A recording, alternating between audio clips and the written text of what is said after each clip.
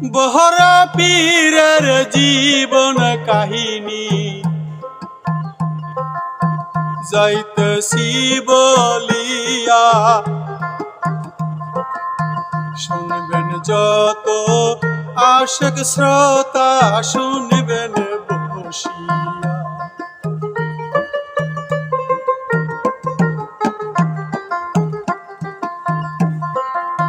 বড় পীর আব্দুল কাদের জিলানীর কেমন ধৈর্য ছিল জগতে,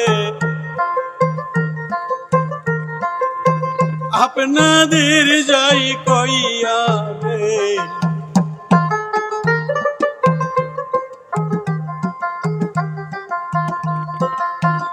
বড় পীরের ধন সম্পত্তির প্রতি মোটই লোভ ছিল না,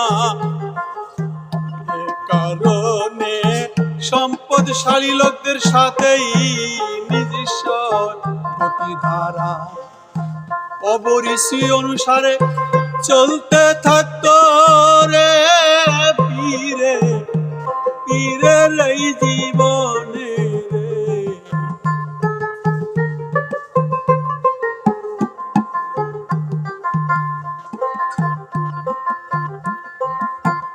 আমি অধম চান বাউলে বড় পীরের জীবনী যাই কইয়া,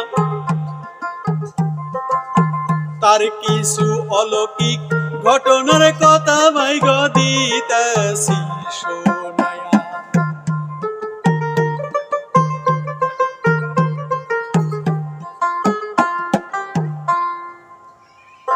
বড় পীর আব্দুল কাদের জিলানী তিনি ভণ্ড বুজুর্গ ও সাধারণ নিজস্ব গতিধারা এবং দরবেশদের সাথে উনি বিত্তবানাদের খাতির এবং সমীহ করে চলতেন না। ভণ্ড দরবেশ বড় পীরের আমলও ছিল। দুর্বল মানা কর্মীদের ধার্মিকদের মতন তাদেরকেও সেই তোষামত এবং আদর তোয়াজ করে সন্তুষ্ট করার চেষ্টা কখনো করেননি যারা ভণ্ড ফকির। স্বার্থ হাসিল অর্থের লোভে তাদের দ্বারা যাতায়াত করতেন, কখনো তিনি যাতায়াত করেননি। সবসময় তিনি ধনী লোকদের খাদ্য ভক্ষণ করা এবং নরম সজ্জায় উপবেশন করা থেকে দূরে ছিলেন আব্দুল কাদের জিলানী রহমাতুল্লাহ আলাইহি। শুধু কি এই জামানায়? এই জামানায় না, ওই জামানায় অনেক ভণ্ড দরবেশও ছিল। বড় পীর তার নিজেই প্রমাণ দিয়ে গিয়েছেন।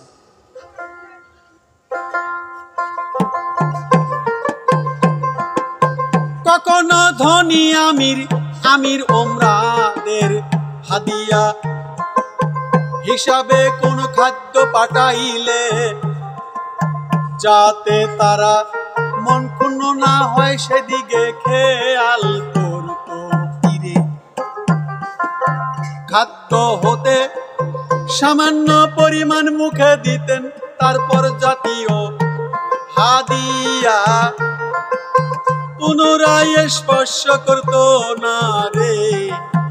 ও দরদি পার করো আমারে।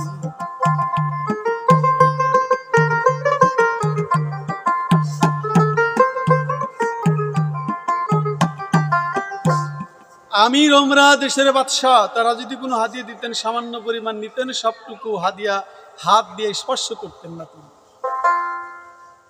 তিনি সম্পদশালীদের আস্তানা থেকে দূরে অবস্থান করতেন এবং কপট উপসী খারাপ শ্রেণীর দরবেশদের কাছে যেতেন না তিনি, বরং তিনি সেই সময়টুকু সাধনা করে কাটিয়ে দিতেন আব্দুল কাদের জিলানী রহমাতুল্লাহ আলাইহি।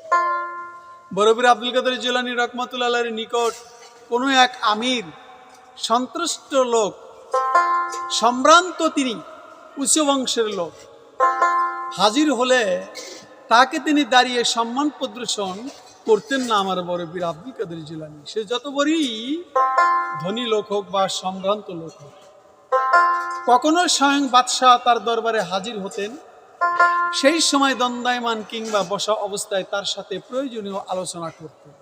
বাদশাহ অত্যন্ত বিনয় সহকারে তার সামনে দাঁড়িয়ে থাকতেন। আর বরপীর আব্দুল কাদের জিলানী বাদশাহকে উপদেশ দিতেন ও সমচিত নির্দেশ দান করতেন। আবার কোন কোন সময় লিখেও উপদেশ দিতেন। লিখিত নির্দেশনামার ভাষা ছিল, শোনো আব্দুল কাদেরের পক্ষ হতে তোমার প্রতি এই নির্দেশ দেওয়া হলো, অথবা আব্দুল কাদের তোমার দ্বারা এই নির্দেশের বাস্তবায়ন চায়।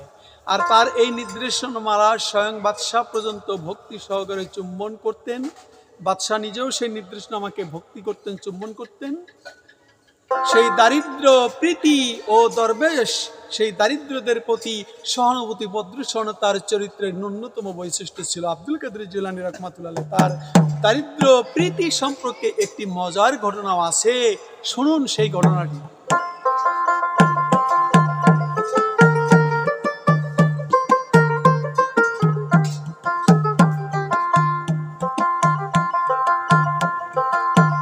আব্দুল কাদের জিলানীর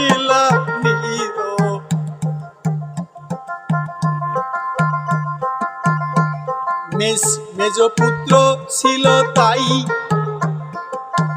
আব্দুর রাজ্জাক নামে। বললেন একদিন পিতার হজের উদ্দেশ্যে যাই। মক্কা শরীফে রওনা দিলেন আমার বরপীর জিলানী তাই। তার সাথে খাদেম বন্ধু বান্ধব সহচর সহবিন্দু চলে যায়।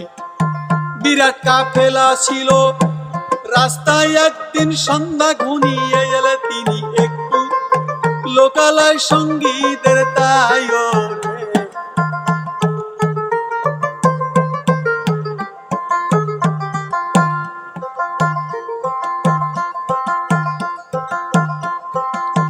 উপস্থিত হয়ে সেখানকার সর্বাপেক্ষা গরিব অসহায় লোককে খুঁজে বের করি তো নির্দেশ দিলেন বরপীরে গো। অতিশয় দরিদ্র নিজস্ব একটি পরিবার পাওয়া গেল। সেই পরিবারের সদস্য সংখ্যা মাত্র 3 জন যে ছিল। স্বামী স্ত্রী এক পুত্র সন্তান, তাদের সংসার ছিল ভাই। বরপীর দেখিয়া কইল রে,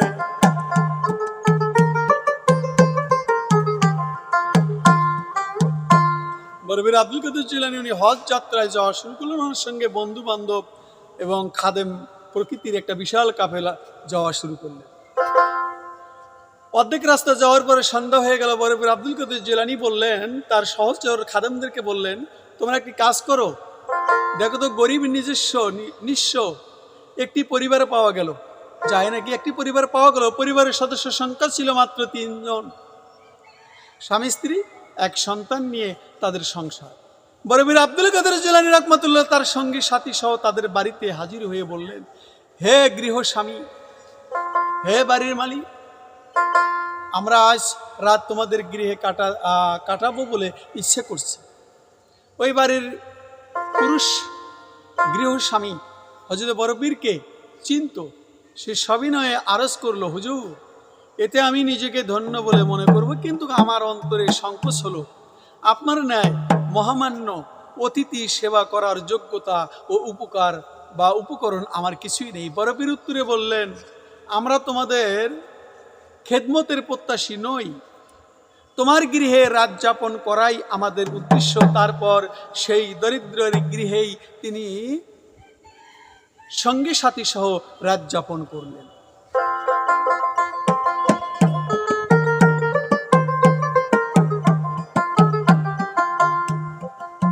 প্রস্তুতি নিলেন, কিন্তু মুহূর্তের মধ্যে এলাকার গণ্যমান্য তাই সম্পদশালী লোকের নিকট এই সংবাদ পৌঁছিয়া যে যায়। তারা খুব শীঘ্রই বরপীরের কাছে খেদমতে উপস্থিত গেল হইয়া। হুজুর, এই স্থান আপনার জন্য উপযুক্ত নহে, আমি আপনায় গেলাম কইয়া। অনুগ্রহ করে আমাদের গৃহে পদধূলি দিলে আমরা খুব খুশি যাই হইয়া রে।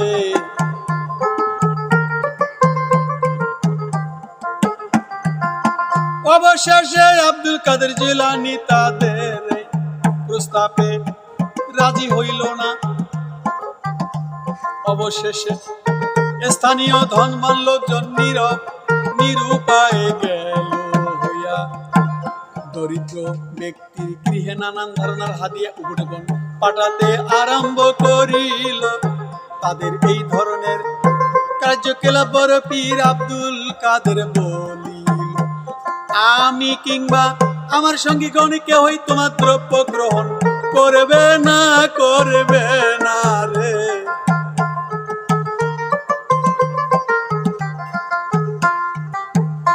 এখন ওই গরিবের বাড়িতেই বহুত এলাকাবাসী খাদ্যদ্রব্য দিলেন, কিন্তু বড় পীর বললেন যে আমি তোমাদের খাদ্য গ্রহণ করব, তবে তোমরা যখন এত অধিক পরিমাণে খাদ্য সামগ্রী হাজির করেছো তখন এই দরিদ্র লোকটিকে তোমরা দিয়ে দাও। তিনি এবং সহচর বিন্দু অভুক্ত অবস্থায় রাত যাপন করলেন। পরের দিন দ্রব্য সামগ্রী গরিব লোকটিকে দিয়ে সে স্থান ত্যাগ করল। আব্দুল কাদের জিলানীর চরিত্র এমনই ছিল, নিজে না খেয়ে থাকতেন অথচ গরিব লোকটিকে দিয়ে দিলেন।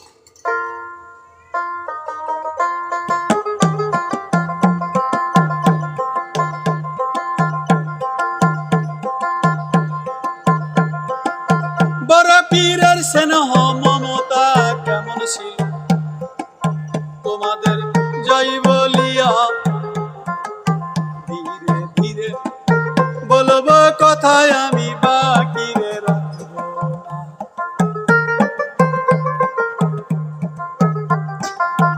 বড় পীরের স্নেহ মমতার মতো মূর্খপতি তিনি তার ভক্তদের গেছে দেখাইয়া।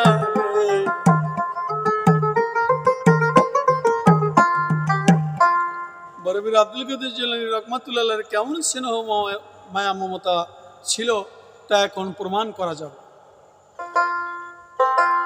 তিনি তার ভক্তদের যেমন স্নেহ মমতার বাঁধনে বেঁধে রাখতেন, তেমনি তারা তার স্নেহের আকর্ষণে তাহাকে মনে প্রাণে ভালোবাসতেন এবং গভীরভাবে শ্রদ্ধা করতেন। এই জন্য ভক্তগণ তার পবিত্র দরবারে থাকায় অবস্থায় পরম আনন্দ উপভোগ করতেন।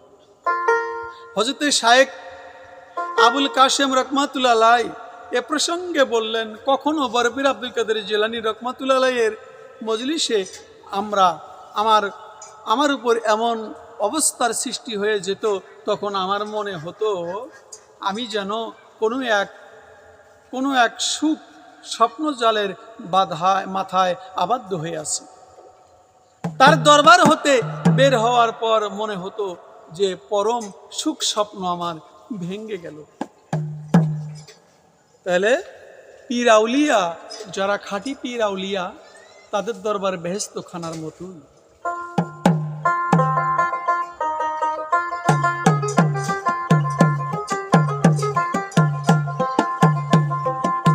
মমতা স্নেহ মমতা গাম্ভীর্য একটি দুইটি পরস্পর বিরোধী গুণ মাত্র, অথচ একই সময় তার মধ্যে দুইটি গুণ বিরাজমান দেখা যেত। বাহিক দৃষ্টিতেই মুখমণ্ডল দেখে বা গম্ভীর্যপূর্ণ সৌম্য প্রশান্ত মূর্তির মধ্যে মমতা রে।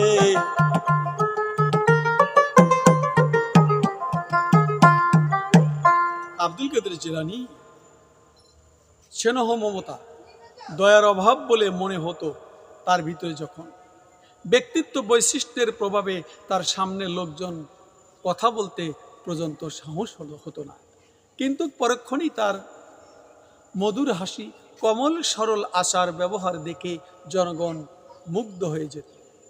তার সদাচরণ সহচর্যে প্রচুর শান্তি নিরাপত্তা লাভ ধন্য হতো মানুষ। তার দরবার কক্ষে নিজের পূর্ণময় ব্যক্তিত্বের প্রভাব এক মধুমাকা ধন্য হতো। তার দরবার কক্ষে নিজের পূর্ণময় এবং মধুমাকা নীরবতা বিরাজ করত তার দরবারে কক্ষে, কিন্তু সেই নীরবতার ভিতরে দিয়ে এক আনন্দ শান্তি ধারা মাধুর্য বিকশিত হতো। প্রভাবময় আকর্ষণে মানুষ তৃপ্তি নিঃশ্বাসে ফেলত তার কের ভিতর যাইয়া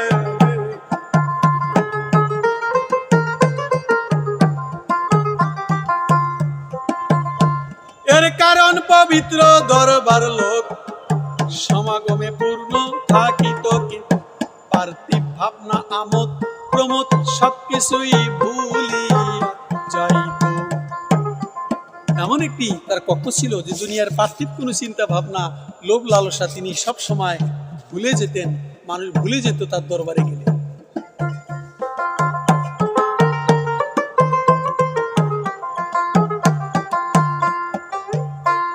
হযরত বরপীর আব্দুল কাদের জিলানী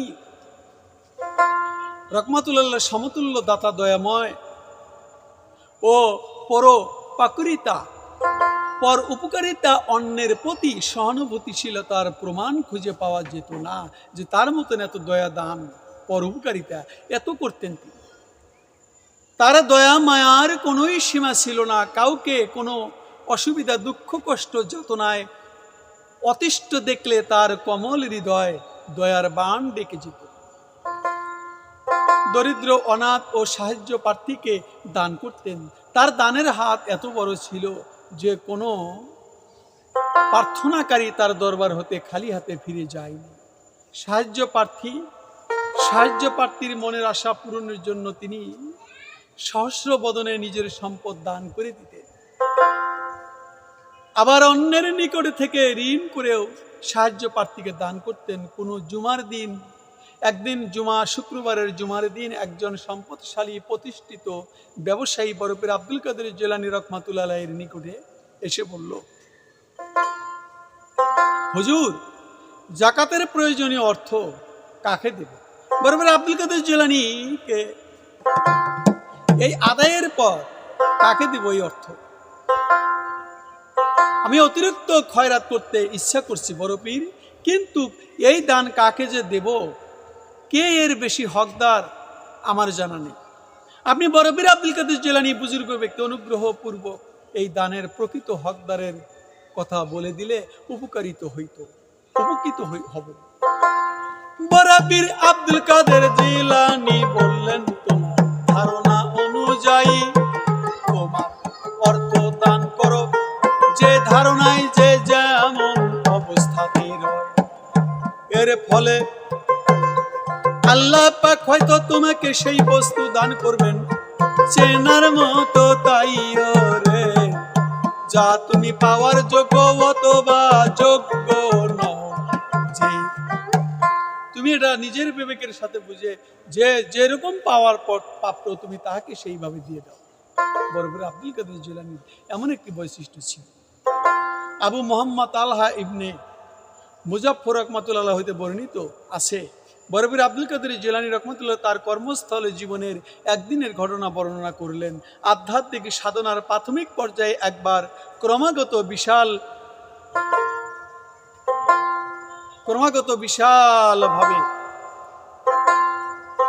ক্ষুধার যন্ত্রণায় অস্থির হয়ে পড়লেন। বনের ফল মূল, গাছের পাতা, নির্দেশিত কটু খাদ্য ইত্যাদি খেয়ে ক্ষুধা নিবারণের মানসে ঘোর জঙ্গলের মধ্যে অতীতের রাজা বাদশাহের পরিত্যক্ত ধ্বংসপ্রাপ্ত ও হমরাজির নিকটে গিয়ে হাজির হয়ে দেখতে পেলেন যে আমার অনেক আগে হতেই সেখানে 17 জন ক্ষুধার্ত দরবেশ উপস্থিত হয়ে খাদ্যের অন্বেষণে ঘোরাফেরা করছে। এই দৃশ্য দেখিয়া বরপীর আব্দুল কাদের অন্তর আত্মা কেঁদে উঠিল। কি করিয়া আমি বিষণ্ণ চিত্তে বাগদাতেই থাকি, জনপথের দিকে প্রত্যাবর্তন করলাম। এমন সময় পথের মধ্যে একজন আগন্তুক আমার দেখা হইল রে।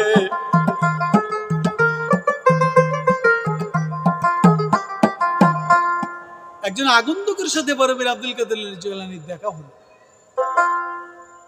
বরপীর আব্দুল কাদের জিলানীকে স্বর্ণ মুদ্রা দিয়ে বলল, এই মুদ্রাগুলো আপনার মাতা পাঠিয়েছে।